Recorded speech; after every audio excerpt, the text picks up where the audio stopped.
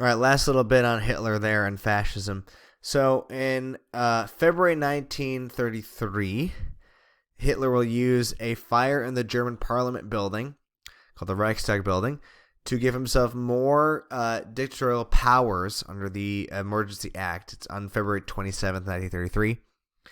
And then between March 23rd and 24th, he'll get the Reichstag to pass what's called the Enabling Act, which effectively allows Hitler to, along with Hindenburg, the president, rule without the parliament voting on any laws. Now, at this point, there's still President Hindenburg, who's head of the military, who's the president, who could just dissolve the government, and he could totally keep Hitler out of power. And he had done that before. He dissolved governments before and launched elections. But Hindenburg dies in 1934, and Hitler becomes head of Germany. And that's the end. In 1933 as well, in the same time, he'll open the first concentration camps. The first one's open at Dachau. And it originally will be used for political dissidents, but it will be later used to arrest those who are deemed scientifically inferior by race. This is actually from that Dachau prison camp. I was lucky enough to visit there. And they sort of the early mantra at there is Arbeit macht frei, work makes you free. But work never did make most people who went here free. In June 30th, 1934, Hitler has a campaign called the Night of the Long Knives, where he kills off some of his former paramilitary heads.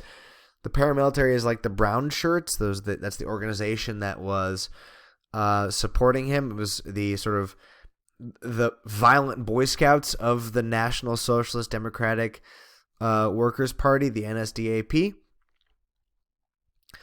The National Socialist German Workers' Party. He'll kill some of them. Some of them believe in the idea of Nazism or the National Socialist German Workers' Party more than they do Hitler, so he has to get rid of them. He will also create a new set of policies called the Volksgemeinschaft, where it defines people based on their race and this idea of the superior Aryan German versus the inferior people. This is the Night of the Long Knives, basically the curtain coming down here on all of the old supporters of Hitler. In 1935, he'll create the Nuremberg Laws, which will revoke citizenship, as well as create, again, like other racial policies, like the star wearing and banning relationships, school attendance, all that kind of stuff. These are the Nuremberg Laws in real detail. If you want to pause the video, you can take a quick look at it, but it's based on your grandparents and descent as to whether or not you are allowed to marry certain people or be considered German or not.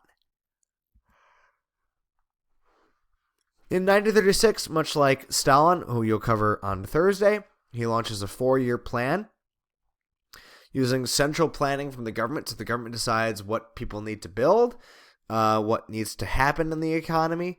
So that central planning comes from government heads, and in this case, it's mostly about military funding. And it does bring Germany out of the Depression, but just through military funding, not through a sustainable thing.